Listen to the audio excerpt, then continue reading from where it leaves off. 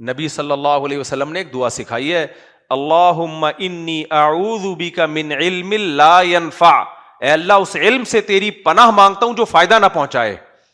Her knowledge اچھی knowledge نہیں ہوتی. آپ کو سب کے گھروں کا پتا ہے, کس کی بیوی بھاگ گئی, کس کا کس کے ساتھ چکر چل رہا ہے, کس کی بیٹی کا کہاں سے چکر چل رہا ہے, اور آپ کو میں ایک نالجیبل آدمی ہوں.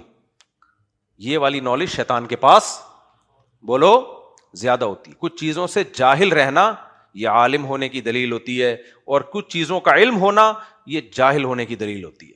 آپ کو اپنے کام سے کام رکھو, تمہیں کیا یار کس کے گھر میں کیا ہو رہا ہے. کسی کو آپ موبائل پکڑا دو فوراً گیلری میں گھسے گا, ان باکس میں جائے گا, واٹس ایپ میں جا کے میرے ساتھ ہوا ہے یہ سب کچھ. اعتماد کر کے میں نے موبائل پکڑا دیا, پہلے ہوتا تھا, اب تو میں ہوشیار ہو گیا ہوں نا. جب میں نیا نیا مشہور ہونے لگا نا تو اچھے اچھے لوگ آتے ہیں, ماشاء اللہ حضرت جی, میں بڑا متاثر ہوتا ہے, اتنا نیک آدمی یار, یعنی مجھ سے اتنا زیادہ تمیز سے مل رہا ہے. اس کو موبائل پکڑا دیا کہ بھائی ویڈیو بنا لے, کم بخت گھس گیا کس میں, نمبر نکال لیے. اب میرے پاس ہر طرح کے نمبر آتے ہیں. ایک نے ایک شرارت کی, ایک خاتون ڈیورس طلاق یافتہ تھی, مسائل پوچھ رہی تھی, تو اس کے یاداشت, اس کا استفتاء آیا ہوا تھا میرے پاس طلاق کا, تو میں نے ڈیورس کے لفظ سے نا اس کو, تاکہ مجھے یاد رہے اس کی ہسٹری. اس نے دیکھا یہ طلاق یافتہ ہے, اس پہ لائن مارو. میرے موبائل سے نمبر نکال کے لائن مارنا شروع کر دی. سمجھ میں آ رہی ہے بات کہ نہیں آ رہی ہے؟ مجھے پتہ ہی نہیں ہو گیا رہا ہے وہ خاتون کہ میرا نمبر کہاں سے چلا گیا. پھر میں نے اس کو, پھر جب میں نے انکوائری کے پتا چلا کہ یہ اس طرح ہوتا ہے, گھر میں کسی کو بٹھاؤ, وہ درازیں کھول کے چیک کر رہا ہے, الماریوں میں گھس رہا ہے. بھائی یہ تو شوہر بیوی کے لیے یہ کام کرتا ہوا اچھا نہیں لگتا. بیگم کا موبائل عورتیں بھی کر رہی ہوتی ہیں, میاں کے موبائل, یہ جمشید ہے, جمشیدہ تو نہیں ہے کہیں, یہ محمود ہے کہیں, ایسا تو نہیں ہے لکھا ہوا محمود اور نکلے کیا. میں عورتوں سے کہتا ہوں تم شوہر کی پرائیویسی میں جتنا مرضی گھسو گی نا, تمہیں ٹینشن کے علاوہ کچھ بھی حاصل نہیں ہوگا. شوہر کے پاس تمہیں بے وقوف بنانے کے اتنے راستے ہیں, اتنے راستے ہیں, کیونکہ گھر سے جو گھر میں ہوتا ہے اس کی نگرانی ہو سکتی ہے, جو گھر سے باہر ہے اس کی کون نگرانی کرے گا. لیکن نہیں, ایک ہے کچھ نہ کچھ, پھر وہ لڑائیاں ہوتی ہیں, بدگمانیاں ہوتی ہیں, طلاقیں ہوتی ہیں. چھوڑ دو یار, تمہارا جب میاں گھر میں آتا ہے, بھائی میرے میاں سے اچھا اس کائنات میں کوئی بھی نہیں ہے, بہت شریف آدمی ہے, کبھی بھی انٹیوں کو نظر اٹھا کے نہیں دیکھتا, کبھی ضرورت ہو تو ٹکٹکی باندھ کے دیکھ لیتا ہے. اتنا بے حیا نہیں ہے کہ نظر اٹھا کے. چھوڑو, کیا ضرورت ہے, دنیا مسافر خانہ ہے بھائی. اگر تمہیں یہ لگے کہ میرا میاں اچھا ہے, حقیقت میں نہ ہو, اور اس سے تمہارا ٹائم اچھا گزر جائے, تو یہ زیادہ بہتر نہیں ہے. کیا خیال ہے؟ نہیں آ رہی سمجھ میں؟ دیکھو, عورت کو اگر یہ لگے کہ میرا میاں دنیا کا بہت اچھا انسان ہے, اور اس کا مرد کا سلوک اپنی بیوی کے ساتھ اچھا ہو, باہر کیا کر رہا ہے آپ یہ سمجھو کہ بہت اچھا ہے, کوئی غلط ایکٹیویٹی میں نہیں ہے, اور اس سے آپ کی زندگی ہنسی خوشی گزر کے ختم ہو جائے, آخرت میں پتا چلے کہ یہ ایسا تھا. دنیا اچھی گزر گئی کہ نہیں گزر گئی, تو آخرت میں تو اللہ آپ کو ویسے ہی آپ کے اعمال کا اچھا بدلہ دے دے گا. یہ نہیں تو کوئی دوسرا اچھا میاں اللہ آلٹرنیٹ کے طور پہ دے دے گا آپ کو. لیکن دنیا اچھی گزر گئی نا سکون سے, نہیں, پورا رپورٹ ہونی چاہیے, صبح نکل کے کدھر گیا, وہاں سے. اب میں دیکھ رہا ہوں جو میاں نے, ایک بات خوب سمجھ لو, میں تم لوگ کو خراب کرنا مقصد نہیں ہے, جب شادی ہوا کرے نا, بیگم کو شروع میں بتا دو کہ ریموٹ کنٹرول کی طرح مجھے کنٹرول کرنے کی کوشش مت کرنا. جن لوگوں نے شروع میں شریف شرفا بننے کی کوشش کی, کچھ لوگ ایسے نیک شریف شرفا ہوتے ہیں, جب شادی ہو گئی, بیگم صبح جا رہے ہیں, بیگم پوچھتی ہے, دلہن پوچھتی ہے کہاں جا رہے ہیں, بیگم آفس ٹائم ہو رہا ہے, تو آج تو چھٹی تھی آپ کی, چھٹی نہیں تھی لی آپ نے, نہیں میں اصل میں فوج میں ہوں یا کسی ایسے ادارے میں ہوں, میں چھٹی نہیں کر سکتا, یا میری ڈیوٹی بہت سخت ہے, کمپنی نے مجھے جو چھٹیاں دی تھیں پورے سال میں وہ لے چکا ہوں, تمہارے ابا نے شادی ڈیلے کی تھی, پوری نا رپورٹیں پیش کرنا شروع کر دے گا. بیگم کہتی یہ ہوتا ہے میاں. میں نے ایک سوال پوچھا, پورے تھیسس اس نے میرے سامنے رکھ دیے. پھر آپ صبح جا رہے ہیں, پوچھ رہی ہے آج لیٹ ہو گئے آدھا گھنٹہ. بیگم وہ اصل میں ٹریفک میں بہت پھنس گیا تھا. بیگم کہے کہ کتنا اچھا میاں ہے, اچھا ویڈیو بنا کے بھیجیں, ٹریفک میں پھنسے ہوئے آپ نے, آپ کیونکہ آپ کیا ہیں, فیئر ہیں, منافقت آپ کے قریب سے بھی نہیں گزری. بے وقوف ہے بھائی, یہ تو بے وقوف ہے. ابھی ہوتا کیا ایسے لوگوں کے ساتھ, آپ فیئر ہیں, آپ نے ویڈیو بنا کے بھیج دی, دیکھو ٹریفک میں پھنسا ہوا ہوں. بیگم کو اعتماد آ گیا, میرا میاں جھوٹ کبھی نہیں بولتا, ماشاءاللہ ایسا میاں ہوتا ہے. اس ٹائم پہ آپ پہنچ گئے, پھر صبح جا رہے ہیں, پھر کہیں دوستوں کے ساتھ بیٹھے ہوئے, اتوار کے بیان, بیگم نے پوچھا کہاں ہو, اتوار کے بیان میں بیٹھا ہوا ہوں. دوسری شادی سے متاثر تو نہیں ہو رہے؟ نہیں, آج مفتی صاحب کا یہ ٹاپک ہی نہیں ہے, یہ دیکھو میں تمہیں لائیو تھوڑا سا سنا دوں, وغیرہ وغیرہ. خدا کی قسم کچھ دنوں میں تمہاری جو حالت ہوگی نا, اور تم سے زیادہ خراب حالت تمہاری بیوی کی ہوگی.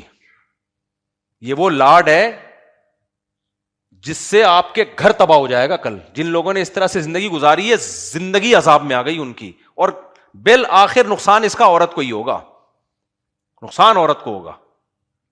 میں کبھی گھر سے باہر ہوں نا, میرے گھر والوں کا فون آئے کہاں ہیں, کہ تو کہیں ہوں, بس یہ رپورٹ پیش کرنا میرے ذمہ ضروری نہیں ہے. اس میں ان کا فائدہ ہے, ان کو عادت ہی نہ ڈالو اس کی.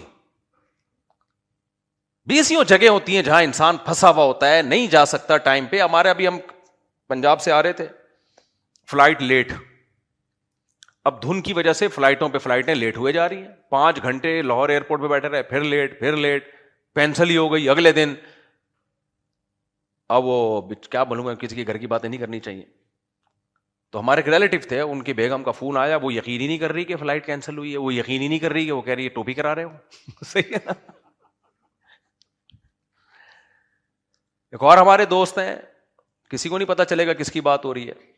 وہ بےچارے, ان کی عمر ہو گئی ہے 60 سال کے ہو گئے. وہ کہہ رہے ہیں یار ایسا ریموٹ کنٹرول کی طرح میں نے شروع میں بس کنٹرول میں آ گیا, تو اب میری تو زندگی عذاب بن گئی ہے.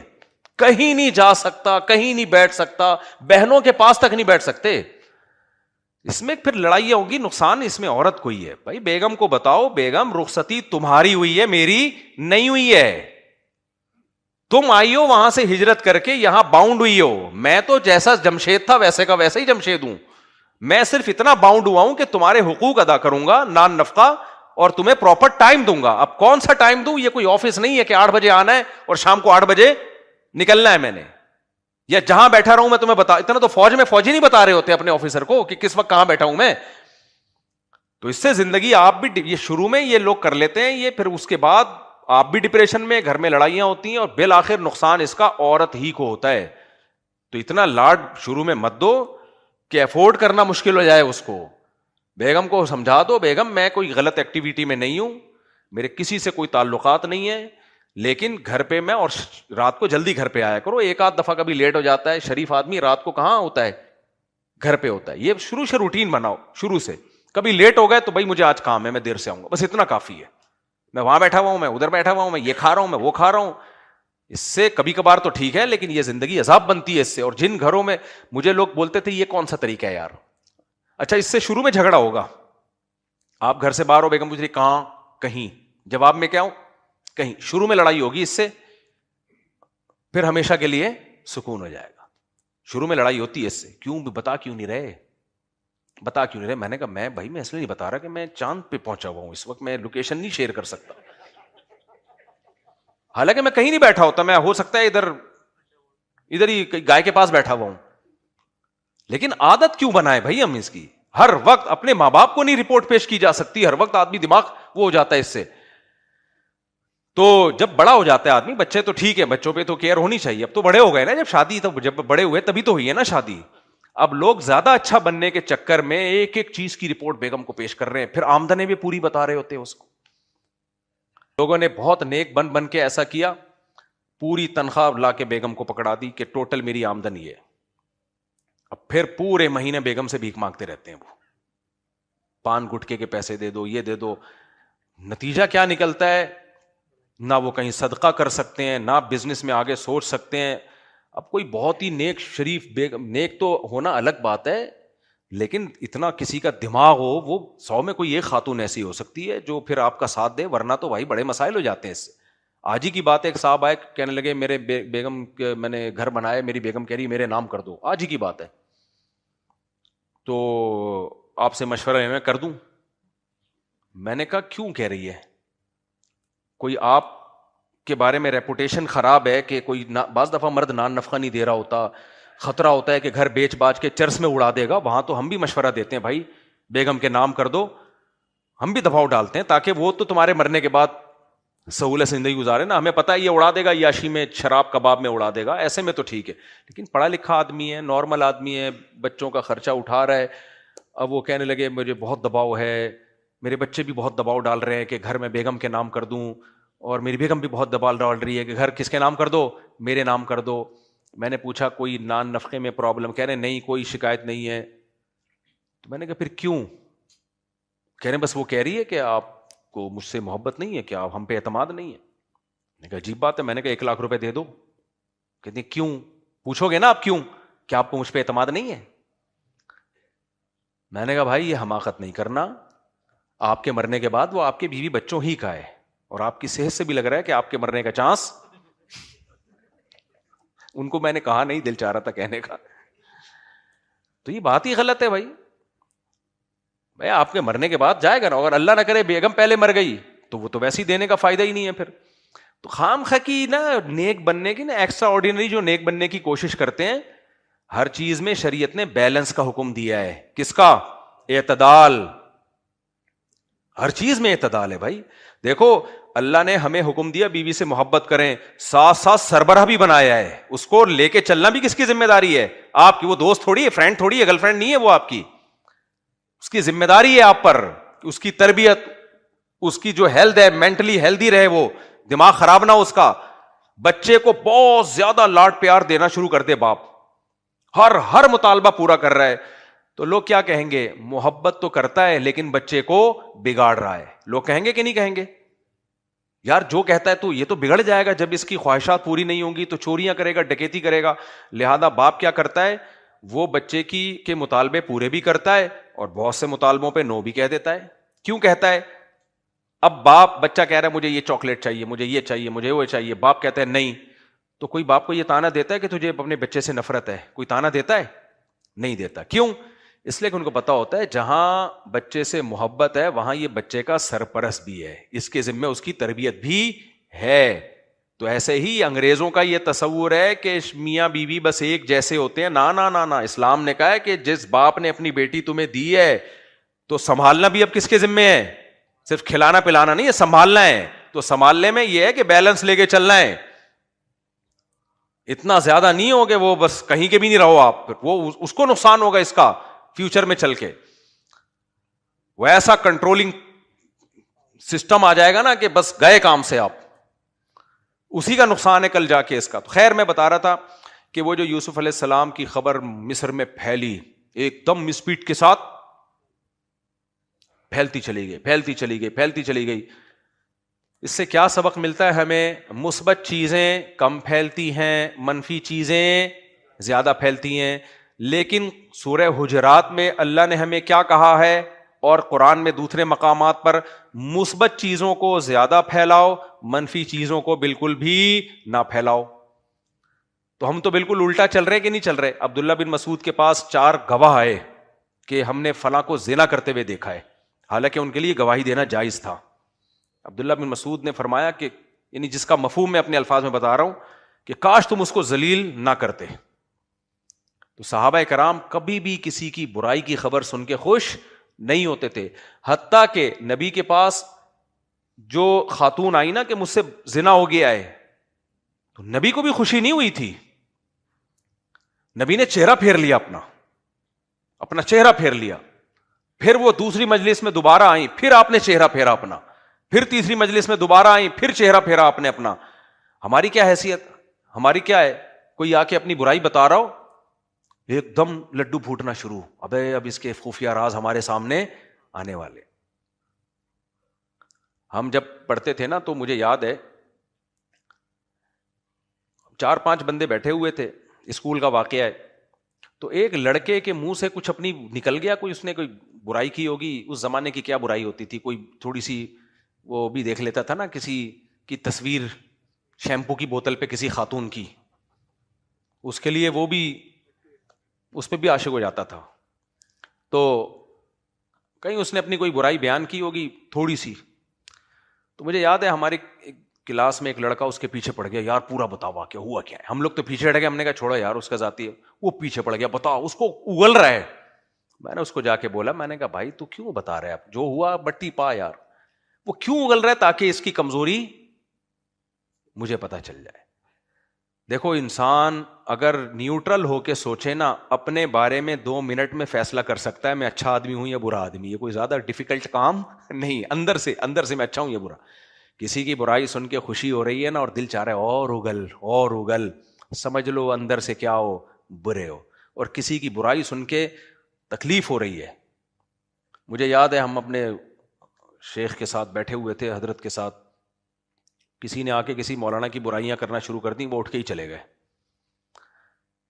تو ہمیں نہیں پتا چلا یہ کس سلسلے میں گئے ہیں. پھر ان کے کسی بہت ہی کلوز خادم نے بتایا کہ ان کو برا لگا ہے کہ یار اچھا بھلی مجلس چل رہی تھی, آ کے کیا گند ڈالنا اس میں شروع کر دیا. اور اس غیبت کی ضرورت بھی نہیں تھی, کوئی ضرورت ہو تو ایک الگ بات ہے. ہم نے علماء سے سنا ہے کہ جو آدمی برائی کرتا ہے اس کی مثال ایسے ہے, یعنی جو گناہ کرتا ہے اس کی مثال ایسے ہے جیسے بیچ سڑک میں کسی نے پہانا کر دیا, یہ بھی غلط ہے. اور جو اس برائی کے چرچے کر کے پھیلاتا ہے وہ ایسے جیسے ڈنڈی سے لے کے اس کو پوری سڑک کو کیا کر رہا ہے, خراب کر رہا ہے. تو زیادہ برا کون ہوا, پہلا یا دوسرا؟ دوسرا ہوا. تو اس لیے میرے بھائی ہمیں ایک چیز کی ضرورت ہے, منفی سوچ کو کیا کر دیں, ختم. ہم سب بہت زیادہ منفی سوچتے ہیں ہر سطح پہ. اچھا منفی جو باتیں کرے گا وہ چلتا بھی بہت ہے, یہ سب ایسے ہیں, یہ سب ہے. حکمرانوں میں بھی سارے برے نہیں ہوتے, یہ بھی ذہن میں رکھو. جب تک ریلیشن ہمارا نہیں تھا نا, ہم بھی سمجھتے تھے سارے 2 نمبر ہیں, لیکن ہمیں ایسے ایسے خاندانی لوگ ان میں ملے ہیں, ایسے ایسے خاندانی لوگ ملے ہیں آفیسرز میں, 18 گریڈ 20 گریڈ کے آفیسرز میں. میں نے کہا یار یہ تو ہم سے زیادہ نیک ہیں. یہ تو سارے کہیں بھی برے نہیں ہوتے میرے بھائی, اور ہر چیز ہمارے خلاف سازش بھی نہیں ہوتی. سارے کام امریکہ کے بھی برے نہیں ہوتے. میں نہیں کہہ رہا امریکہ بہت اچھا ہے, حاجی ڈونلڈ ٹرمپ کے تو آپ کو کارنامے پتہ ہیں, سلو کے ایوارڈ مل رہے ہیں ان کو. لیکن ہر چیز میں نیگیٹو سوچنا کہ وہ جو یہ کر رہا ہے تو اس کا مقصد یہ ہے, حالانکہ اس کا مقصد نہیں ہوتا. بعض دفعہ وہ کر رہا ہوتا ہے, چلو یار انگریز بھی انسانیت کی خدمت کر لیتے ہیں, کافر بھی کر لیتے ہیں. یہ جو پولیو کی ویکسین ہے نا, یہ گورے نے اس پہ بہت زیادہ خرچہ کیا ہے اس کو دنیا میں پھیلانے پر. اس کا مقصد جو میں نے ریسرچ کی ہے, اور ان لوگوں کے ساتھ جو اہل ہیں ریسرچ کے, جن کو پتہ ہے معاملات کا, کہتے ہیں کہ انگریز نے اس کے کیا کوئی بچہ مر گیا تھا یا کوئی پولیو سے ہو گیا, اس نے تہیہ کیا تھا کہ میں دنیا سے پولیو کا خاتمہ کروں گا. تو اس میں اس کی بہت بڑی رقم خرچ ہوئی ہے پولیو کی ویکسین کو بنانے میں, دنیا میں پھیلانے میں. لیکن ہمارے ہاں پروپیگنڈا کیا ہے, اس میں اولاد کے جرثوم میں, جس سے بچے پیدا نہیں ہوتے, اس میں یہ ہے, اس میں فلانا ہے, اس میں. ہم بھی یہی بیان کرتے رہے پہلے, کیونکہ ہم بھی اسی سوچ کو لے کے پیدا ہوئے, بڑے ہوئے. جب ہم نے اپنے طور پہ تحقیقات شروع کی ہیں, ڈاکٹروں سے ملے ہیں, ان لوگوں سے ملے جہاں پولیو کی ویکسین بنتی ہے, اور وہ ریسرچ سینٹر میں کام کر رہے ہیں اور نیک لوگ ہیں, انہوں نے بتایا بھائی کچھ بھی نہیں ہے اس میں, پوری دنیا سے خاتمہ ہو گیا. لیکن پاکستان, افغانستان اور 1-2 اور ملک ہیں افریقہ, یہ ٹھٹائی کے ساتھ اڑے ہوئے ہیں, نہیں تم ہمارے بچوں کو کیا پلا رہے ہو, زہر پلا رہے ہو. کیوں؟ یہ وہاں سے آ رہے ہیں انگریزوں سے, اور انگریز ہمارے خیر خواہ نہیں ہو سکتے. بھائی وہ ہم پتہ ہے نہیں ہوتے خیر خواہ, لیکن ایسا نہیں ہے کہ سارے کام ہی انسانیت کے لیے وہ غلط کر رہے ہو. بہت سے کام انسانیت کو, دیکھو اللہ نے نیکی کا جذبہ انسان میں رکھا ہے, چاہے وہ کافر ہو چاہے وہ مسلمان ہو. یہ جذبہ ہی اگر ختم ہو جائے تو مکلف ہی نہیں رہے گا اس انسان. کیا مطلب؟ گاڑی اردو استعمال کیا, آسان لفظوں میں سمجھاتا ہوں. اللہ نے انسان کو پیدا کیا کہ نہیں کیا؟ اب اللہ چاہتا ہے کہ پیغمبروں کے ذریعے میں انسان کو اپنے احسانات بتاؤں کہ اللہ ایسا ہے, اللہ ایسا ہے, اللہ ایسا ہے. تو انسان کے اندر اللہ نے جو سافٹ ویئر ڈالے ہوئے ہیں, وہی سافٹ ویئر یہ ڈالے ہیں کہ جب وہ سنتا ہے کہ کسی کے احسانات مجھ پر بہت زیادہ ہیں, تو اس کا دل اس کے لیے نرم ہونا شروع ہو جاتا. یہ سافٹ ویئر کافر کے دل میں بھی ڈلیں اور بولو مسلمان کے دل میں بھی ڈریں. ابو جہل میں بھی تھے یہ, لیکن کیا کیا ابو جہل نے؟ حق کی مخالفت کرتے کرتے کرتے کرتے وہ سافٹ ویئر وہ ریموو ہی ہو گئے, اس سے دل سیاہ ہو گیا. لیکن نیچرلی قرآن حدیث کہتی ہے کل مولود یولد علی الفطرہ, ہر بچہ فطرت پہ پیدا ہوتا ہے, چاہے کافر ہو, چاہے سکھ ہو, چاہے ہندو ہو, چاہے مسلم ہو. تو ماحول خراب کرتا ہے اس کو. تو اگر کافر کے اندر رحم کا جذبہ ہی ختم ہو جائے نا, یعنی اللہ کی طرف سے ہی ختم ہو جائے, یہ سافٹ ویئر ہی نہ ہو, تو پھر میرے بھائی آزمائش کس بات کی ہے؟ آزمائش ہی ختم ہو جائے گی نا. وہ کہہ سکتا ہے میرے اندر تو رحم کا, شیر کے اندر رحم کا جذبہ ہے.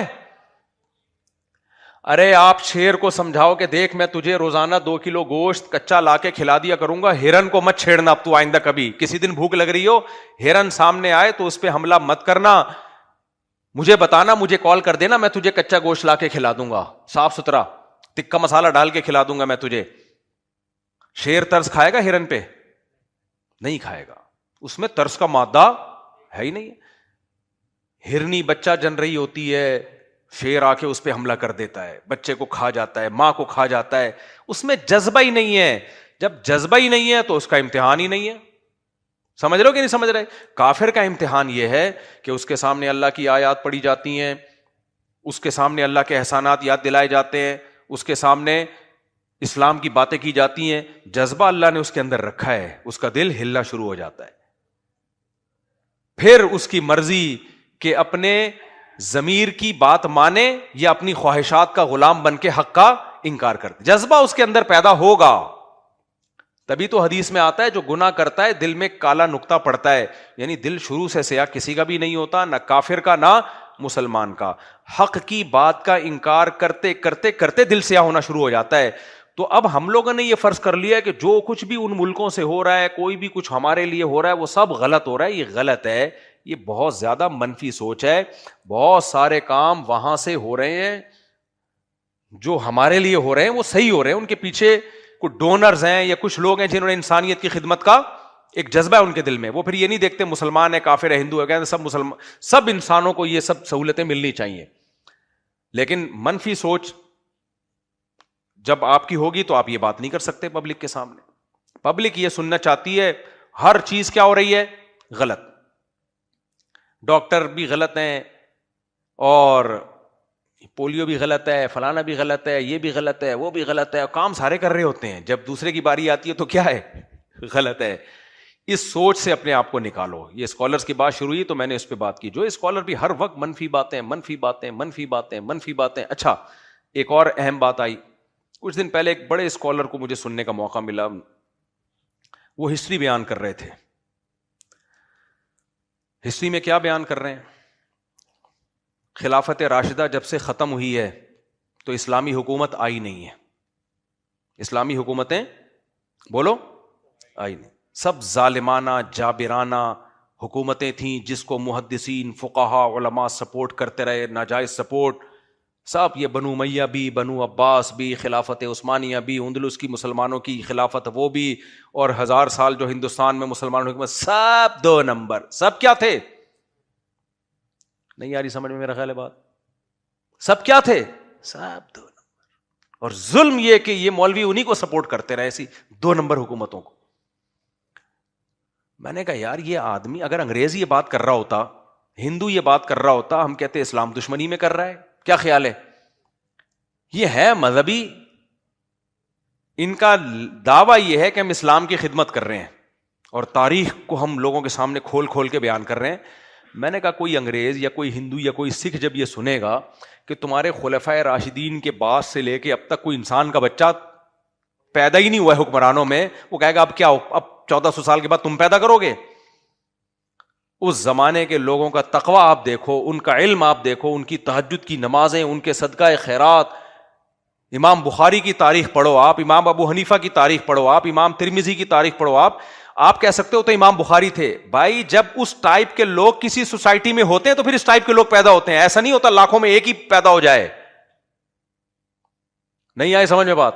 کسی جگہ کا کوئی بہت بڑا سائنٹسٹ ہے تو اس کا مطلب یہاں سائنسدان پیدا ہو رہے ہیں, یہ ان میں سپیریئر نکل آیا. یہ نہیں ہوتا کہ سارے جاہلوں ایک آئنسٹائن پیدا ہو گیا وہاں پہ, یہ نہیں ہوتا. تو امام بخاری جیسے لوگ جس ہسٹری میں پیدا ہوئے ہیں اس کا مطلب اس ٹائپ کے لوگ تھے جن میں ایک امام بخاری وہ تھوڑا سا اور آگے نکل گئے, جس میں ابو حنیفہ اور امام احمد بن حنبل جیسے فقہا پیدا ہو رہے ہوں جس سوسائٹی میں, اس کا مطلب اس زمانے میں ایسے پیدا ہوا کرتے تھے. یہ تھوڑے سے ایک قدم آگے نکل گئے اس لیے مشہور ہو گئے. لیکن ایسی تاریخ بیان کی جاتی ہے کہ سب غلط, 2 نمبر. میں نے کہا اب یہ لائے گا اوریجنل وہ والی خلافت جو خلفائے راشدین لے کر آئے تھے, باقی سارے کیا کر رہے تھے, گھاس کھا رہے تھے. ایک سے میں نے کہا بھائی یہ بنو امیہ کی بھی اسلامی حکومت تھی, بنو عباس کی بھی اسلامی حکومت تھی, اور خلافت عثمانیہ بھی اسلامی حکومت تھی, اور جو مغلوں کی حکومت تھی اس میں بھی قانون اسلامی تھا. کہہ رہے ابے یہ اسلامی نہیں تھا، یہ فقہی تھا. فقہی کیوں فقہی کہہ رہے؟ کہیں حنفیت قائم تھی، کہیں شافعیت تھی، کہیں حنبلی. یہ تو فقہ کی حکومت تھی، اسلام تھوڑی تھی. عجیب پاگل پنے والی بات ہے. تو یہ فقہ اسلام کے علاوہ کچھ اور ہے؟ فقہ تورات و انجیل سے اخذ کیا ہے، وہی اسلام ہے جس کو فقہا نے بیان کیا اور فقہ کی کتابوں میں اس کو محفوظ کر لیا، وہی لا کی شکل میں نافذ ہو گیا. تو اس طرح کے اسکالرز کو جب انسان سنے گا تو مثبت سوچ پیدا ہوگی یا منفی؟ بولو.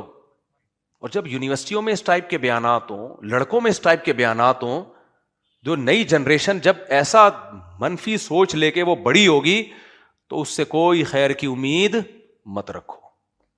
میرے بھائی ہمارا بڑا شاندار ماضی ہے. اگر آپ صرف لڑائیوں کی ہی تاریخ پڑھو گے تو پھر تو آپ کو لگے گا مسلمان لڑتے ہی رہے ہیں، کیونکہ 1400 سال کی لڑائیوں کو ایک کتاب میں جمع کر دیا نا. اور آسان مثال دیتا ہوں. آپ میں سے کسی کی شادی کو 30 سال ہو گئے ہوں گے، کسی کو 25 سال، کسی کو 20 سال. کیا خیال ہے؟ ایسا ہی ہے نا. آپ کے اپنی بیگم سے جب رخصتی ہوئی تھی اس کے بعد سے لے کے جس دن جھگڑا ہوتا آپ کسی کتاب میں لکھ دیتے کہ میں نے اپنی بیگم کو یہ کہا، جواب میں اس نے سینڈل ماری. ٹھیک ہے، آج تاریخ ہے فلاں تاریخ، اتنے بج کے اتنے منٹ میں میں نے یہ والی گالی دی، رپلائی میں یہ والی گالی آئی. یعنی جب جب پھڈا ہو رہا ہے وہ چیزیں آپ نوٹ کر رہے ہو. 30 سال میں ایک چھوٹی سی کتاب تو بنے گی کہ نہیں بنے گی؟ اب وہ کتاب جب بعد میں کوئی پڑھے گا وہ کیا سمجھے گا؟ یہ تو گدھے کے بچے ہیں، انسان کے بچے ہیں ہی نہیں یہ. حالانکہ آپ بڑی محبت سے رہ رہے ہوگے، 8-10 بچے ہو چکے ہوں گے آپ کے. لیکن کیا ہے، تاریخ لکھنے والے نے لکھی ہی کتاب لڑائیوں پر ہے. تو آپ کو یہ لگے گا کہ حالانکہ آپ بڑی محبت سے رہ رہے ہوگے، مثالی شادی ہوگی آپ کی، بڑی مثالی شادی ہوگی آپ کی. 8-10 بچے بھی اگر کسی مثالی شادی میں نہ ہو تو پھر کون سی شادی میں ہوں گے بھائی؟ کیا خیال ہے؟ میرے پاس آتے ہیں نا میاں بیوی کا کیس، بعض دفعہ کہہ رہے ہوتے ہیں کہ وہ ہماری کبھی بنی نہیں ہے. 6 بچے ہو چکے ہوتے ہیں ان کے، کبھی ہماری بنی نہیں ہے. عورت کہتی ہے اس نے مجھے کبھی محبت دی نہیں ہے. تو میاں بھی کہہ رہا ہوتا ہے آج تک کبھی تمیز سے بات کی نہیں ہے. بہرحال میں نے کہا رپورٹ تو یہ ہے، اب میں اس رپورٹ کو مانوں یا آپ کی رپورٹ کو مانوں؟ اتنی نفرت ہوتی تو 6 بچے کیسے ہو جاتے میرے بھائی؟ اتنی نفرت اگر ہوتی تو شیطان ہے جو بیچ میں بلا وجہ کی غلط فہمیاں ڈال رہا ہے. مطلب چل رہی ہے زندگی کی گاڑی. خیر، تو کچھ لوگ نا مسلمانوں کی تاریخ میں جو لڑائیاں ہیں، عبداللہ بن زبیر کا جھگڑا ہوا تھا، اور پھر حجاج بن یوسف کا جو ظلم اس نے کیا، اور وہ پوری ہسٹری سے وہ ساری چیزیں نکال کے پڑھتے رہتے ہیں، پبلک کے سامنے لاتے رہتے ہیں. ایسا لگتا ہے ہم انسان کے بچے نہ تھے، نہ ہیں، نہ کبھی بن سکتے. میرے بھائی اگر اتنے ہی ہم برے ہوتے، اتنے برے ہوتے، تو کیا ہماری اتنی عظیم الشان حکومتیں بنتی؟ بنو امیہ کے دور میں جو حکومت قائم ہوئی ہے نا، حکومت آپ کہہ سکتے ہو ظلم کی بیس پہ حکومت تھی. نہ ظلم کی بیس پہ اتنی بڑی ریاست قائم نہیں ہو سکتی، کیونکہ لوگوں کو پتا ہوتا ہے ہمارا بادشاہ ظالم ہے، کمبخت کا بچہ ہے. وہ ہر آدمی اپنا مفاد پرست ہوتا ہے، وہ اپنا فائدہ لے کے نکل لیتا ہے. ہمیشہ اتنی بڑی طاقت ویژنری لوگوں کے ساتھ ہوتی ہے، اور ویژنری لوگ جس کا ویژن اچھا ہو، پرسنل لائف میں جیسا مرضی ہو، جب ویژن، میں ایک مثال دیتا ہوں. اللہ نہ کرے آج دوبارہ جنگ چھڑ جاتی ہے انڈیا پاکستان کی. کتنے لوگ ہیں جن کو آرمی چیف سے 20 قسم کے اختلافات ہیں، لیکن ملک سے محبت کرتے ہیں. کیا خیال ہے؟ ملک سے وہ کیا کرتے ہیں؟ تو اس لڑائی میں سارے کے سارے متحد ہو جاتے ہیں کہ نہیں ہو جاتے؟ کیوں؟ ویژن کوئی شخصیت نہیں ہے، ویژن کیا ہے؟ کنٹری ہے. تو ویژن کے پیچھے لوگ قربانیاں دے دیتے ہیں، شخصیتوں کے پیچھے کوئی نہیں دیتا قربانی.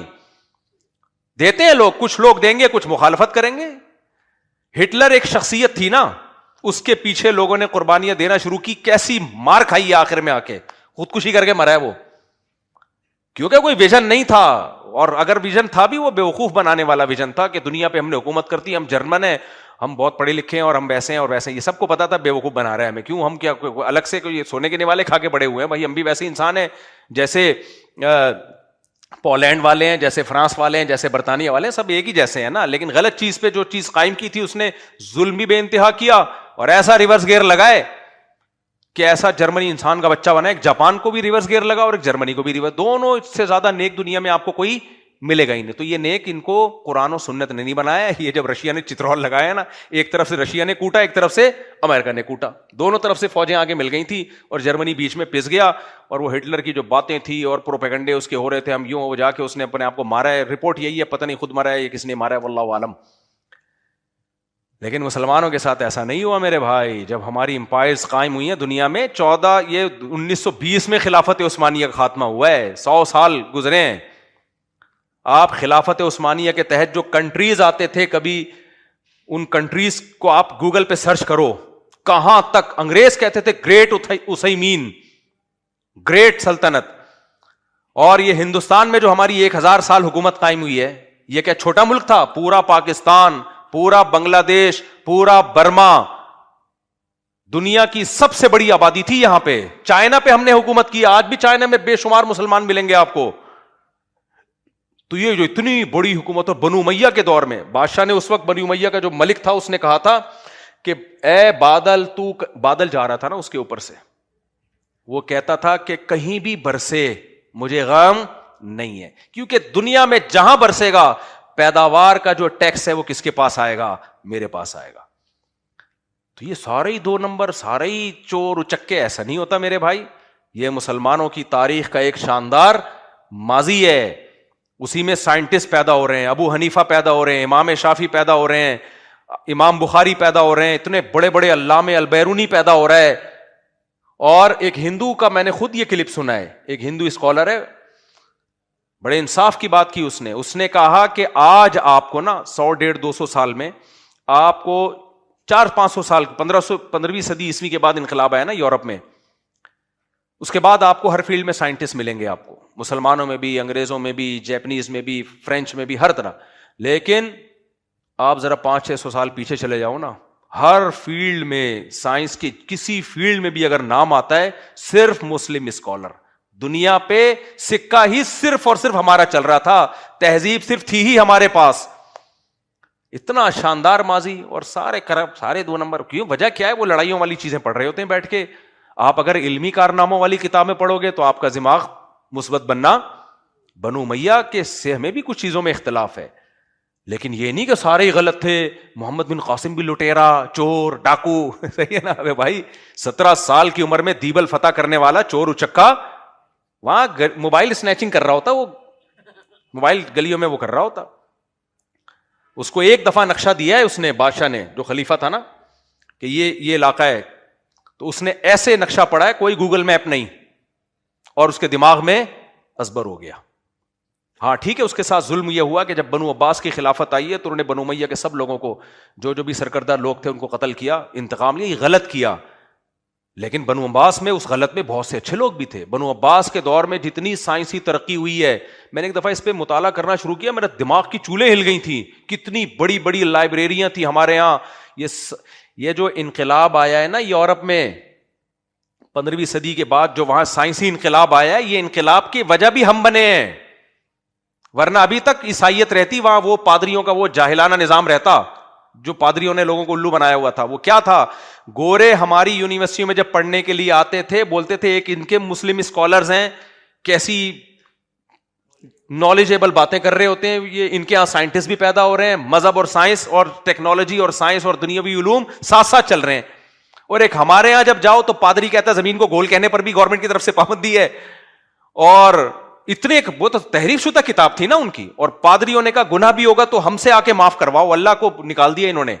اور عقائد بھی غلط. وہاں سے تو انقلاب آیا بھائی, مذہب کو ریاست سے کیا کرو, الگ کرو. پھر انہوں نے 180 یو ٹرن لیا, بالکل ہی 180 ڈگری پہ چلے گئے, مذہب کو نکال کے باہر پھینک دیا. اس کا نتیجہ نکلا سائنسی ترقی تو کر لی, لیکن تہذیب مارکیٹ سے شارٹ. شراب, زنا, ابا اما, اولڈ, وہ جو سیٹ اپ چلتا رہتا ہے میں بتاتا رہتا ہوں. تو ہماری وجہ سے ہی تو ان لوگوں کو بار بار میں ایک شعر سناتا ہوں نا, علامہ اقبال تو کوئی مولوی نہیں تھے نا. میں تو جرمنی میں علامہ اقبال کا گھر اسپیشل دیکھنے کے لیے بہت دور گیا تھا. مجھے پتا چلا نا جرمنی میں فلاں شہر میں علامہ اقبال کا گھر ہے, یہاں آ کے بیٹھا کر, میں نے کہا لے کے چل بھائی ہمیں. ہم گئے, پھر وہاں اقبال کا ہم نے گھر دیکھا. جرمن نے بڑی ویلیو دی علامہ اقبال کو بھائی, بڑی عزت دی ان لوگوں نے. تو علامہ اقبال یورپ میں بہت رہے ہیں. آپ یہ سیالکوٹ میں جائیں نا، علامہ اقبال کی جو تاریخی چیز، ان کی انگلش رائٹنگ دیکھ کے آدمی حیران ہو جاتا ہے، یار کیا انگلش تھی اور کیا اردو تھی، کیا فارسی تھی، کتنی زبانوں پہ، جرمن بھی آتی ہوگی جب جرمنی میں رہے ہیں. تو اقبال نے جو کہا نا، جب یورپ گئے علامہ اقبال، تو انہوں نے کہا کہ مگر وہ علم کے موتی کتابیں اپنے آبا کی جو جا کے دیکھیں یورپ میں تو دل ہوتا ہے سیپارا. کہتے ہیں میں نے جب یورپ میں گیا ان کی لائبریریوں میں مسلمان سائنسدانوں کی کتابیں دیکھیں تو میرا دل ٹکڑے ہو گیا کہ ہائے، یعنی کیا ہماری چیزیں یہ پڑھ رہے ہیں. تو آپ کا کیا خیال ہے وہاں تفسیروں کی کتابیں دیکھی تھی؟ ابے بھائی، علامہ اقبال جب یورپ کی لائبریری میں گئے تو ان کو امیر چار شادیوں والی کتاب نظر آئی تھی. ہیں یورپ نے جو فائدہ اٹھایا وہ تو ہماری میتھ، سائنس، بایولوجی، ان کتابوں سے فائدہ اٹھایا ہے، اور بہت سے ہمارے سائنسدانوں کے نام انہوں نے مس کر دی. اور خلافت عثمانیہ بھی کیوں ختم ہوئی ہے؟ وہ پھر ہم نے کچھ غلطیاں کی ہیں جس سے ختم ہوئی ہے، وہ غلطیاں آپ ہم دوبارہ کر رہے ہیں. وہ غلطیاں یہی تھی کہ اسباب سے ہم غافل ہو گئے، روحانیت کو زیادہ ہم نے فوکس کرنا شروع کر دیا، ہر چیز میں استخارے نکالو. ابے گراؤنڈ ریئلٹی کو دیکھ کے فیصلے کرو نہ جی استخارے نکالو. وہ ایک سنا ہے کہ بحری جہاز خریدا تھا، وہ بحری بیڑا خریدا خلافت عثمانیہ نے نا، تو اس کو پورٹ پہ لگنے نہیں دیا جا رہا تھا کہ پہلے اس میں ختم بخاری ہوگا، برکت کے لیے ختم بخاری ہوگا، پھر یہ پورٹ پہ لگے گا، قرآن خوانی ہوگی. اور یورپ دے دنا دن ترقی کیا جا رہا تھا، میزائل بنایا جا رہا تھا، بم بنایا جا رہا تھا. ہمارے یہاں پہلے ہر بم پہ فاتحہ پڑھ کے 3 دفعہ.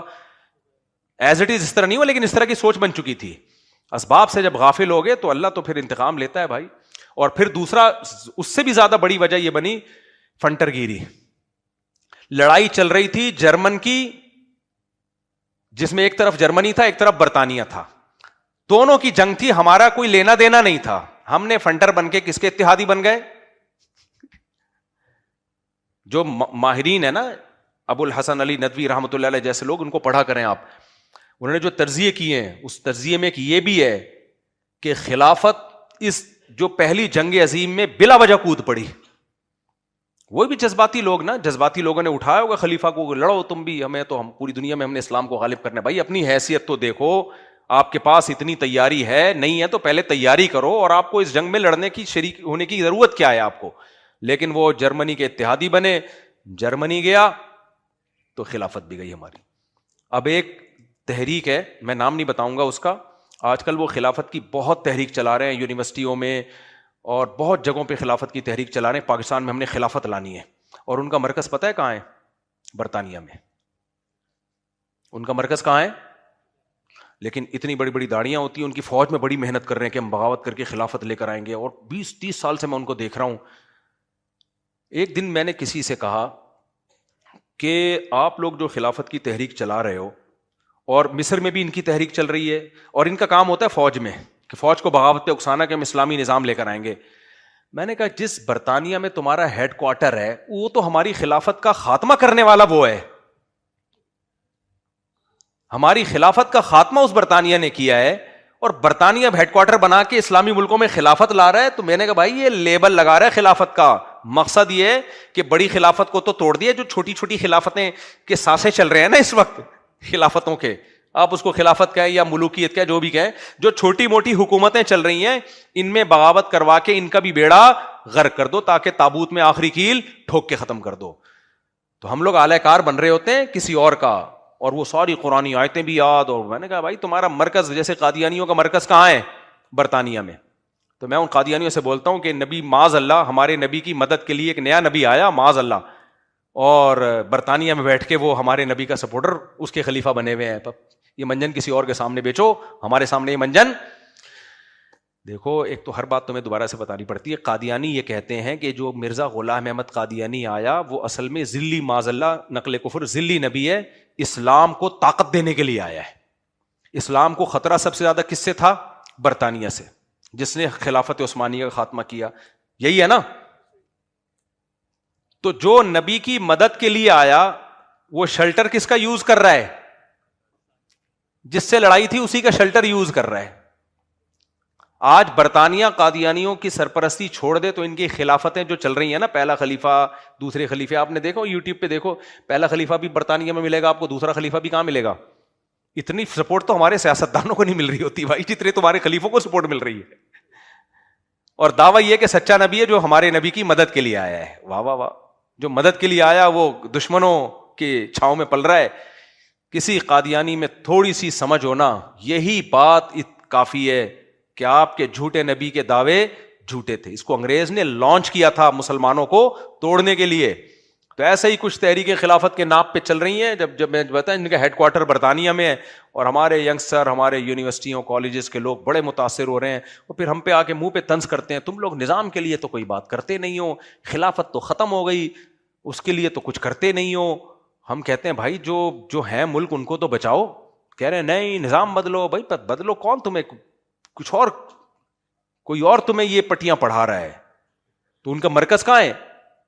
برطانیہ میں. تو خیر ایک بات یہ کہ منفی سوچ جلدی چلتی ہے, مثبت نہیں. تو ہم نے کیا اپنا دماغ بنانا ہے, مثبت کو فروغ دینا ہے, منفی باتوں کو نہیں دینا. ہمارے نبی بھی جب صحابہ سے ملتے تھے نا تو وہ آپ کو یہ پسند نہیں تھا کہ میرے سامنے کسی کی شکایت کی جائے. آپ چاہتے تھے کہ میرا دل سب سے صاف. دوسرا کام, جلدی سے بات کو سمیٹتا ہوں, دوسرا کام کیا کہ جو بھی تمہیں احمقوں کی جنت میں لے کے جا رہا ہے اس سے کبھی متاثر مت ہو. دیکھو ایک اسکالر کو میں نے, ایک اسکالر کہہ رہا ہوں, یوٹیوب پہ اکثر لوگ کاروبار کے طریقے بھی بتا رہے ہوتے ہیں, ان میں زیادہ تر تو 2 نمبر ہی ہوتے ہیں, کچھ اچھے بھی ہوتے ہیں. تو اس نے بتایا بھائی اس میں اتنی انویسٹمنٹ ہے, اتنا بہت تھوڑا سا پروفٹ بتایا اس نے, ویڈیو پہ ویوز ہی نہیں ہے. سمجھ رہے ہیں, کیونکہ صحیح بات کہہ رہے وہ کیا کر رہا ہے, صحیح بات کہہ رہے. لیکن جو تمہیں احمقوں کی جنت میں لے کے جائے گا کہ اس کاروبار میں آپ اتنے پیسے لگائیں, ایسے آپ کے نوٹ چھاپنے کی مشین بن جائیں گے, تو یہ جو احمقوں کی جنت میں تمہیں لے کے جائے گا, نوجوان طبقہ اس سے بہت متاثر ہوتا ہے. سمجھتے ہو کہ نہیں سمجھتے؟ سیاست دانوں میں بھی جو سیاستدان احمقوں کی جنت دکھاتا ہے, میں یہ کر دوں گا, یہ ہو جائے گا, یوں ہو جائے گا, فلانا ہو جائے گا, بندہ کیا ہے یہ, ابے تم نے اس کے لیے ورک کیا ہے, تمہارے پاس فریم ورک کیا ہے, میکینزم کیا ہے, اس کا طریقہ کار کیا ہے. کوئی بات جو اسکالرز کر رہے ہوتے ہیں نظام بدلو نظام بدلو, ہم اس نظام کو نہیں, نظام بدلو. کیسے بدلو, کیا طریقہ ہے تمہارے پاس؟ بغاوت کرنی ہے, اسلام آباد پہ تم قبضہ کرنا چاہتے ہو, اسلحہ لے کے بم دھماکے کرنا چاہتے ہو, یا الیکشن کے ذریعے کو بہت نیک آدمی لانا چاہتے ہو, تو الیکشن تو ہوتے ہی نہیں ہے, تو الیکشن تو سلیکشن ہوتی ہے, تو فوج بدلو, تو فوج بدلنی ہے تو آرمی چیف کو اڑانا ہے, یا کیا کرنا ہے آپ نے؟ آرمی, اللہ نہ کرے آرمی چیف اڑا دیا تو پھر دوسرا جو چیف آئے گا وہ کیا امام مہدی ہوں گے؟ آلٹرنیٹ فوج کیا ہے تمہارے پاس؟ کوئی بات ان اسکالرز کے پاس, اور یہ مذہبی لوگ کر رہے ہیں, کچھ بھی نہیں ہے, کسی بات کا جواب نہیں ہے. لیکن چونکہ بات بہت بڑی ہے, لوگ بات کا سائز دیکھتے ہیں, بات کا وزن دیکھتے ہیں, کتنی وزنی بات کی ہے, اس لیے اس سے کیا ہو جاتے ہیں, متاثر. تبھی میں کہتا ہوں آپ لڑکی کے ابا کو بتائیں آپ کے لیے میں نے رشتہ دیکھا ہے, آپ کی بیٹی کے لیے, وہ آپ کے لیے نہیں, وہ تو بہت بے ہوش ہو جائے گا خوشی سے, آپ کی ایسا داماد 6 فٹ قد ہے اس کا, چوڑا سینہ ہے اس کا, عمر صرف 20 سال, میچور اتنا جیسے 40 سال کا, نہ چرس پیتا ہے, نہ شراب پیتا ہے, نہ نشوں میں بیٹھتا ہے, نیک پرہیزگار, دیندار بھی بہت زیادہ نہیں کہ آپ کی بیٹی کو ٹینشن دینا شروع کر دے, بالکل بہت فضائل آپ نے بیان کر دیے. باپ تو متاثر ہو جائے گا کہ نہیں ہو جائے گا؟ لیکن جو عقل مند باپ ہوگا وہ بولے گا جھوٹ بول رہا ہے, اتنا میں نیک نہیں ہوں ہے بھائی, یہ کیا کر رہا ہے؟ شادی دفتر والے بتا رہے ہیں کہ ہم آپ کی بچی کو ایسا رشتہ بتائیں گے, آپ 1 کروڑ روپے بس فیس جمع کرا دیں, آپ رشتہ ایسا ہوگا, یہ بھی ہوگا, یہ بھی ہوگا, یہ بھی ہوگا, یہ بھی ہوگا, یہ بھی ہوگا, ایسا بھی ہوگا, ویسا بھی ہوگا, دوسری شادی بھی کبھی بھی نہیں کرے گا, وغیرہ وغیرہ. مفتی صاحب کے بیان بھی کبھی نہیں سنے گا, مفتی طارق مسعود کو صبح شام گالیاں دے گا. اتنا نیک آدمی. اس وقت تو لڑکی والے یہی دیکھ رہے ہوتے ہیں کہ یہ داماد, ہمارا ہونے والا داماد مفتی صاحب کو کیسا سمجھتا ہے. اچھا سمجھتا ہے تو بالکل اچھا داماد نہیں ہے, برا سمجھتا ہے فی الحال اتنی نیکی, اتنا نیک ہونا کافی ہے. تو جو ایسے باغ دکھا رہا ہو اتنا نیک اور آپ فیس جمع کرا دیں, عقل مند کیا کہے گا, بھائی یہ پیسے بٹورنے کے چکر میں اتنا نیک کوئی بھی بولو نہیں ہوتا, اتنا نیک کوئی بھی نہیں ہوتا بھائی. تو اسی طرح میرے بھائی کچھ اسکالرز یہ کر رہے ہوتے ہیں کہ آپ کو لڑکوں کا فیور, اسٹوڈنٹ کا فیور لینے کے لیے کہ سب بس ہمیں سمجھے ہم ہیں اصل، ہم کیا ہیں اصل، تو وہ ایسے آپ کو باغات دکھاتے ہیں، یہ کر دو وہ کر دو، کوئی پیکج نہیں ہے، کوئی طریقہ نہیں ہے، کیسے کر دو، بس باتیں کرتے رہو. تو ہماری جو ینگسٹر ہیں، نوجوان ہیں، یہ ایسی چیزوں سے زیادہ متاثر ہوتے ہیں. کب بھی کوئی بڑی سے بڑی بات کرے فوراً پوچھا کرو کیسے ہوگا یہ، how is it possible, English میں پوچھ لو بے شک، how is it possible for us to do this. ٹھش ٹھش، شیر ہو گیا کہ نہیں ہو گیا؟ How is it possible for us to do this. Sir please explain. کل میرا تھوڑے سے بیگم سے کچھ میں نے انگلش ماری دوا، میں نے کہا تو پڈا ختم ہو گیا.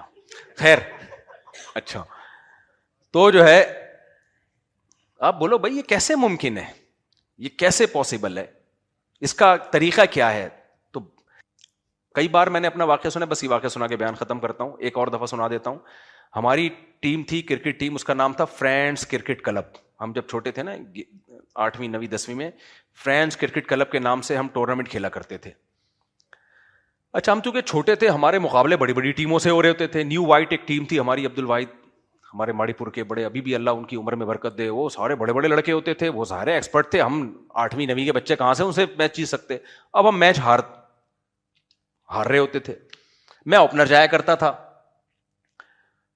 کبھی چوکے چھکے لگ گئے تو لگ گئے نہیں تو بولڈ ہو گئے. اب جب بار بار ہم ہارے ہیں، ہر ٹورنامنٹ سے آؤٹ ہو جاتے تھے، تو ہماری کرکٹ میں نا بھرم بازیاں بہت ہیں. میٹنگ ہو رہی ہے، کیپٹن اور پھر کوچ، وہ سب چوچلے ہم نے رکھے ہوئے تھے. کوچ بھی تھا ہمارا ایک، اور کیپٹن تو ہوتا ہی ہے ہر ٹیم میں. پھر ہر سیٹرڈے یا تھرسڈے کو ہماری میٹنگ ہوگی، چائے، اس پہ چندہ بھی ہم ہی دے رہے ہوتے تھے. تو چائے کی میٹنگ ہوگی، پھر اس میں یہ بسکٹ ہوگا، پھر تبادلہ ہوگا. بھائی ٹیم ہار کیوں رہی ہے؟ ابے ہار اس لیے رہی ہے تمہیں کھیلنا نہیں آتا اس لیے ہار رہی ہے، اصل وجہ یہ ہے. پھر پچ پہ نا مجھے یاد ہے ایسے ٹریننگ کر رہے ہوتے تھے ہم، بلہ لے کے نا یوں کر کے. ہمارا جو کوچ ہمیں بتاتا تھا یہ نہیں یہ سارے چھچوری حرکتیں ہم نے کی ہوئی ہیں، اس لیے ہمیں پتا ہے یہ بچکانا چیزیں. گیند اور بلہ ہے اور لگ گیا. پاکستانی ٹیم تو بیچاری اس لیے ہار رہی ہے کہ یہاں تو اقربا پروری کچھ میرا خیال ہے زیادہ چل رہی ہے نا. ابھی آئے ہوئے تھے کرکٹ کے نیشنل ٹیم کے کوئی کھلاڑی آئے ہوئے تھے، اللہ ان کی انہیں برکت دے. میں نے ان سے پوچھا آپ لوگ اتنا ہار کیوں رہے؟ انہوں نے بتایا کہ مارکیٹ میں ہو کیا رہا ہے، میں بتا نہیں سکتا، وہ پھر وہ بولیں گے راز فاش کر دیا آپ نے، ان کے لیے مشکلات ہوتی ہیں، لیکن غلط ہو رہا ہے کچھ. اتنے برے ہم ہیں نہیں، لیکن باقی یہ ٹیم جو ہے نا اس میں کرکٹ میں ششکے زیادہ ہیں. تو ہماری اب ٹیم بیٹھے ہوئے، ہمارے کیپٹن صاحب اور کوچ ووچ سب بیٹھے ہوئے نا، مشورے ہو رہے ہیں کہ ایکچولی ٹیم میں امپروومنٹ کیسے لائی جائے. میں نے کہا ایک تو فرینڈز کرکٹ کلب نام اچھا نہیں ہے، اس کو چینج کر دیا جائے. انہوں نے کہا پھر کیا نام رکھا جائے؟ میں نے کہا دوسرا نام تو میرے ذہن میں ہے نہیں. تو بالکل صحیح کہا کہ یا تو آلٹرنیٹ نام بتاؤ یار، یہ والا نہیں یہ والا رکھ لو. دوسرا آلٹرنیٹ نام ہے نہیں، بس اس کو برا کہہ دیا، یہ ٹھیک نہیں ہے، تو کنفیوژن میں ڈال دیا نا. اب ٹیم کو ایک ہی چیز پازیٹو تھی، ٹیم کو اپنے نام سے محبت تھی، فرینڈز کرکٹ کر، سارے دوست تھے اس میں. کھیل تو ویسے ہی صحیح نہیں رہے ہیں، ایک نام ہے جس سے محبت ہے، وہ نام کی بھی نفرت دل میں ڈال دی. تو اب اس سے کیا ہوگا؟ ٹیم جیتے نہ جیتے جو ایک چیز موٹیویٹ کرنے والی تھی وہ بھی کیا ہو گئی؟ ختم. پاکستان میں بھی ایسے ہی چل رہا ہے، نظام بدلو، یہ ملک اسلام کے نام پہ بنا ہے لیکن دھوکہ دیا جا رہا ہے اس میں، یہ ہو رہا ہے. ابے تو کیا آپ کریں؟ کیا گالیاں ہی دیتے رہیں، برا بھلا ہی کہتے رہیں، کرنا کیا ہے؟ کچھ نہیں پتا کیا کرنا ہے. تو ایسے گورنمنٹ کی طرف سے کوئی پابندی نہیں ہے، پھینکتے رہو بولتے رہو، یہ بھی غلط ہے وہ بھی غلط ہے. بھائی پازیٹو وے میں کوئی پیکج دو لوگوں کو، کوئی طریقہ بتاؤ. ہمارے پاس ایک پیکج ہے کہ بھائی تعلیمی نظام اپنے کنٹرول میں لو، اسکول بناؤ، یونیورسٹیاں بناؤ، مدرسے بھی بناؤ، یونیورسٹیاں بھی بناؤ، اسکول بھی بناؤ. آپ کہتے ہو یہ باطل لوگ فوج میں چلے گئے، باطل لوگ اسٹیبلشمنٹ میں چلے گئے، 2 نمبر لوگ، تو 1 نمبر لوگوں کو بھیجو. راستہ کھلا ہوا ہے سب کے لیے. عدلیہ میں ججز چور ہیں یار، آپ بچے پیدا کرو بھیجو نا. میں تھوڑی کہہ رہا ہوں بچے پیدا کر کے سب کو مولوی بنا دو. گروتھ ریشو تو آپ کے کنٹرول میں ہے بھائی. نکاح کرو، بچے پیدا کرو، بچوں کو کہاں بھیجو؟ آپ بناؤ اپنے بچوں کو، جج بناؤ، وکیل بناؤ، پہلے سے تربیت کرو. جب یہودی تربیت کر کے اپنے بچوں کو اتنی بڑی بڑی پوسٹوں پہ بھیج سکتا ہے لیکن ان کے دماغوں سے یہودیت نہیں نکلتی، تو اسلام تو سچا مذہب ہے بھائی، مسلمان کیوں نہیں یہ کام کر سکتا؟ کرنا ہی نہیں ہے. باتیں پھینکنے پر گورنمنٹ کی طرف سے کوئی پابندی نہیں ہے. لوگ کہتے ہیں اتنے بچے پیدا ہوں گے، تعلیم کا خرچہ تمہارا باپ دے گا. اس پہ محنت کرو یار, تعلیم آسان بھی بنائی جا سکتی ہے. میں نے غریبوں کے بچے بھی بڑی بڑی پوسٹوں پہ جاتے ہوئے دیکھے ہیں. ابھی بھی ہمارے ہاں تعلیم اگر بچہ پڑھنے والا ہے نا بہت سستی ہے, پڑھ سکتا ہے, وہ بہت سستی ہے, پڑھ سکتا ہے بچہ. اب کیسے ہے یہ تو آپ جاؤ, بہت سارے جو ہوم اسکولنگ والے لوگ ہیں ان سے پوچھو, یوٹیوب پہ کتنی ویڈیوز پڑی ہوئی ہیں. پڑھنے کا شوق ہو اس کے اندر, اس کو موٹیویٹ کرو. پڑھائی بہت ضروری ہے, بزنس اس کی بات کی چیز ہے. آج کل کچھ تاجر لوگ آپ کو یہ سکھا رہے ہیں کہ پڑھو نہیں بس کاروبار کو فوکس کرو. وہ جاہل آدمی کاروبار کر لیتا ہے لیکن رہتا وہ جاہل ہے. تعلیم چاہے دین کی ہو دنیا کی ہو, انسان کی جو مینٹالٹی کو جو مہذب کرتی ہے نا, وہ کیا کرتی ہے؟ ایجوکیشن. دنیا نے ترقی ایجوکیشن کی وجہ سے کی ہے نا. تو بزنس کرو بھائی, لیکن پہلے جو تعلیم کی عمر ہے وہ تو تعلیم میں لگے گی نا. اور تعلیم اسکولوں میں نہیں ہوتی, ایک کھوپڑی شریف میں بٹھا لو. اسکول فارمیلٹی کے لیے, تعلیم ہوتی ہے گھر میں ہی ہوتی ہے. میں نے جو کچھ پڑھا ہے نا گھر میں پڑھا ہے. اسکول میں تو جاتے تھے ایسی کھڑکی سے نکل کے باہر نکل کے بھاگ کے آ جاتے تھے. اسکول میں کیا, وہ اتنے 60 بچوں کو لے کے ایک ٹیچر چل رہا ہوتا ہے, تھوڑا بہت سمجھ میں آتا ہے. تو خیر, تو اس لیے جو بھی احمقوں کی جنت میں تمہیں لے کے جا رہا ہے, بڑے بڑے باغ دکھا رہا ہے اور بس بولے بھائی بس کر, لمبی لمبی پھینکنے کی ضرورت نہیں ہے. کوئی بھی چیز ایسی ہو جو سوٹیبل ہو. تو دو باتیں آج کا بیان جو میں ٹاپک لے کے چلا تھا 100% اس سے چینج ہوا ہوں میں. ٹاپک اس پہ بات نہیں ہوئی, اگلے ہفتے پھر لے کے چل لیں گے. لیکن دل دعا ہوتی ہے جو کام کی باتیں اللہ وہ کہلوا دے. دو ہی باتوں کا خلاصہ نکلا, منفی ذہنیت کو ختم کرو. نمبر 2, احمقوں کی جنت سے نکلو. کوئی بھی بات جب کرے ریزنیبل بات ہو تو پھر اس کی بات سننی بھی چاہیے, سنجیدگی سے مشورہ بھی کرنا چاہیے. اور صرف گلے ہی پھاڑ رہا ہے بیٹھ کے, منفیت پھیلا رہا ہے, تو یہ باتیں بولو ماشاء اللہ بہت اچھا بول لیتے ہو آپ, بس اتنا ہی کافی ہے, اس سے زیادہ آگے جانے کی ضرورت نہیں ہے. اللہ تعالی ہمیں سمجھنے کی, عمل کی توفیق عطا فرمائے. میں نام لینے میں بہت بڑی بڑی غلطیاں کرتا ہوں, یہ میری عادت ہے بچپن سے, یہ ٹھیک نہیں ہو رہی ہے.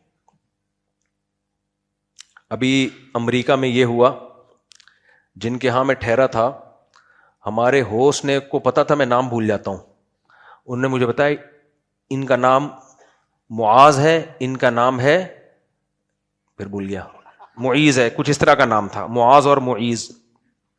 اور یہ آپ رات ان کے ہاں مہمان ہیں, یہ بہت آپ سے محبت کرتے ہیں, خدا کے لیے ان کا نام نہیں بھولنا.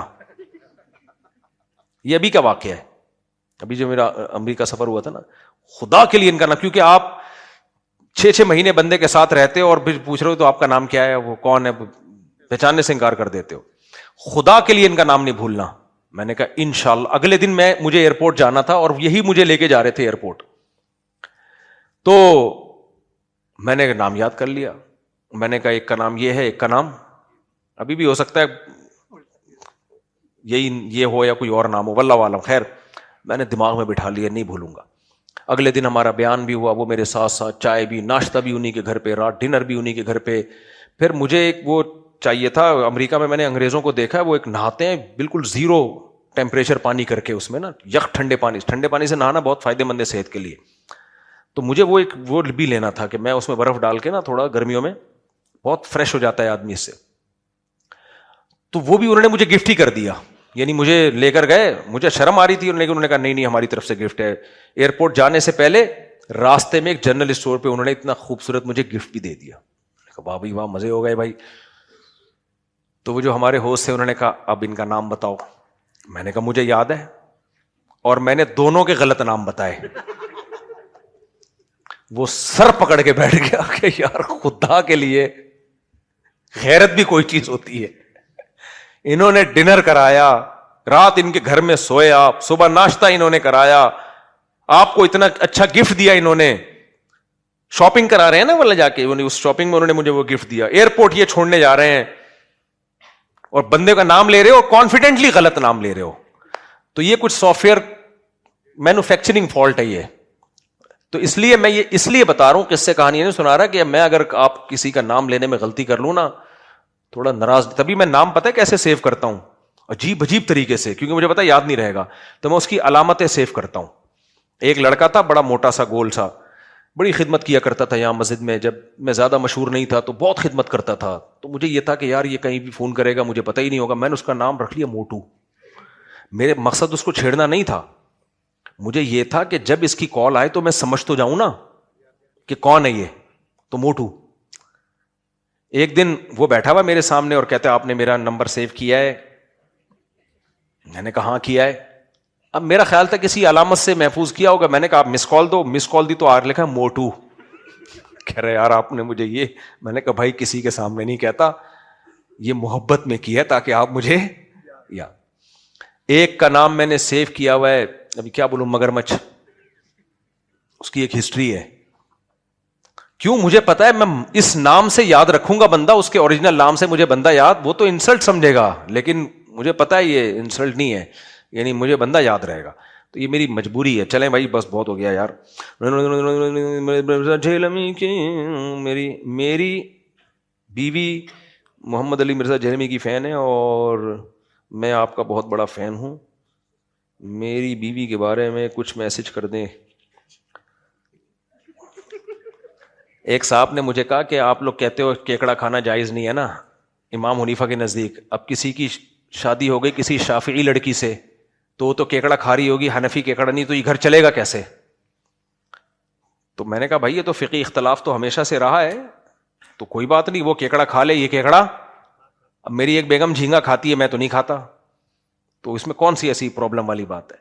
اب آپ کی شافی میں شادی ہو گئی, وہ 1 رکعت وتر پڑھے, آپ حنفی ہو آپ 3 رکعت, اس میں کون سا طوفان آ گیا؟ تو صحابہ میں بھی اختلاف تھا نا بھائی. عصر کی نماز کچھ صحابہ نے پڑھ لی, کچھ نے کہا نہیں حدیث کا یہ مطلب نہیں, یہ مطلب ہے, ہم وہاں جا کے پڑھیں گے تو ختم. اتنے کوئی اتنی وہ مسئلہ نہیں ہے کہ کوئی بہت بڑا ایشو نہیں ہے. تو اگر وہ مرزا جہملی کو سن رہی ہے تو وہ سنتی رہے. ہاں کوئی مسئلہ آپ کو لگے کہ بھائی یہ آپ سمجھتے ہو کہ غلط ہے, تو وہ مجھ سے پوچھو, پھر میں دلائل کی دنیا میں بتاؤں گا کہ یہ مسئلہ کیا ہے. پھر بھی اگر وہ دلائل سے نہیں قائل ہو رہی ہے تو پھر یہ مینوفیکچرنگ فالٹ ہے. پھر یہ کیا ہے؟ Manufacturing fault.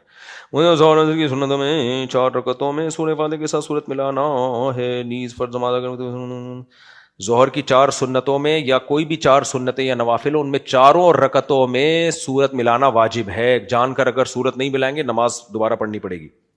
میری بیوی کا عقیدہ ہے کہ حضرت علی کی شان ابو بکر سے اوپر ہے. نہیں, یہ اہل سنت والجماعت کے خلاف ہے. اہل سنت والجماعت کا عقیدہ ہی قرآن و سنت کی روشنی میں. اہل سنت والجماعت کہتے کس کو ہیں؟ جو سنت اور صحابہ کو مانتے ہیں. شیعہ حضرات صحابہ کو نہیں مانتے, تو ان کی رائے وہ جانے. ہم تو صحابہ کو مانتے ہیں, اور حدیث سے ہمیں حکم دیا ہے کہ صحابہ کو مانو. تو صحابہ نے جو سب سے پہلا نمبر دیا ہے, اور خود سیدنا علی نے جو سب سے پہلا نمبر دیا ہے, وہ کس کو دیا ہے؟ حضرت ابو بکر کو دیا ہے. تو یہ عقیدہ ٹھیک نہیں ہے. باقی پڑھے نہیں کرو اس پہ, مان جائے ٹھیک ہے, نہیں مانی تو بھی کوئی بات نہیں. وہ کیکڑا کھا لے, آپ کیا کھا لو, آپ نہیں کھاؤ کیا یار. مفتی صاحب میں نے منت مانی تھی کہ میں امتحان میں پاس ہو گیا, 1 ماہ کے اندر اندر ایک قرآن پاک پڑھوں گا, مگر کسی وجہ سے 1 ماہ سے زیادہ. قرآن پڑھنے کی منت پوری کرنا واجب نہیں ہے. منت واجب ہوتی ہے عبادت کی, جو عبادت مقصودہ ہے. عبادت مقصودہ کہتے ہیں نماز ہے, زکوٰۃ ہے, صدقہ ہے, روزہ ہے, ان چیزوں کی منت واجب ہوتی ہے. اگر کسی نے کہا میرا یہ کام ہو گیا تو میں ایک قرآن پڑھوں گا, تو یہ واجب نہیں ہے. ویسے پڑھ لیں, اچھی بات ہے. مفتی سے آپ کے بیٹے کی شادی کا کیا ہوا؟ جو میرے بس میں ہے وہ تو میں کنٹرول کر سکتا ہوں, جو میرے بس میں نہیں ہے وہ کیا کر سکتا ہوں. ابھی تاریخ دی ہے انہوں نے, تو ہم نے بھی دے دی تاریخ. پتہ نہیں اس تاریخ سے پہلے کیا مسئلہ ہے. مودی صاحب اگر کوئی دکان کرائے پر ہے, میں نے جب نکاح کیا تھا نا, تو ان لڑکی والوں نے مجھ سے کہا تھا 6 مہینے کا ٹائم ہے, 6 مہینے بعد شادی کریں گے. میں نے کہا ٹھیک ہے, 6 مہینے بعد اگر مجھے کوئی اور مل گیا تو میں وہاں چلا جاؤں گا. اور کیا, میں باؤنڈ نہیں ہوں 6 مہینے کا, اگر کوئی نہیں ملا تو دوبارہ ٹرائی مار لوں گا. تو انہوں نے کہا نہیں ہم تو 6 مہینے بعد. میں نے کہا بھائی آپ کی مرضی ہے, میں 6 مہینے تک اپنے آپ کو پابند نہیں کر سکتا. تو انہوں نے کہا آپ کو جلدی کیا ہے؟ میں نے کہا دیر بھی کیا ہے بھائی, جلدی کی کوئی وجہ نہیں, تو دیر کی بھی تو کوئی وجہ, کوئی معقول وجہ ہو تو ٹھیک ہے, کوئی معقول وجہ نہیں ہے. ایویں ہی تیاری کرنی ہے تو تیاری, جب پیسہ میں خرچ کر رہا ہوں تو آپ کو کس چیز کی تیاری کرنی ہے؟ تو شکر ہے سمجھ میں آ گیا, ورنہ بچے ماموں کہہ رہے ہوتے ہم کو. مفتی صاحب اگر کوئی دکان کرائے پر ہے کہ مالک مکان کی زمین میں بورنگ کرا کر RO پلانٹ لگائے تو اس کی کمائی حلال ہوگی؟ اچھا, مالک مکان کی زمین پہ بورنگ کرائیں گے نا, تو اس بورنگ کا مالک مکان ہی ہوگا. سمجھتے ہو, جس کی زمین پہ کنواں کھدتا ہے اس کنویں کا مالک کون ہوتا ہے؟ زمین. تو مالک مکان کسی بھی وقت آپ کو نکال سکتا ہے کہ پتلی گلی سے نکلو. تو کیوں کسی کی زمین پہ وہ کام کر رہے ہو کہ لوگ یہ حرکت کر رہے ہوتے ہیں. اب ابا کی زمین ہے, اس پہ اپنا گھر بنا لیا, اب پریشان ہوتے ہیں, یہ گھر تو ہم کہتے ہیں وراثت ہے بھائی, یہ تو ابا کی زمین تھی, کہہ رہے گھر تو میں نے بنایا, تو اٹھا کے لے جا اپنا گھر. وہ کہہ رہے ہیں میں کہاں لے کے جاؤں, یہ تو سریے کی قیمت. ہم کہہ اب آپ کو سریے کی قیمت ہی ملے گی, کباڑ کی قیمت ملے گی اس پہ.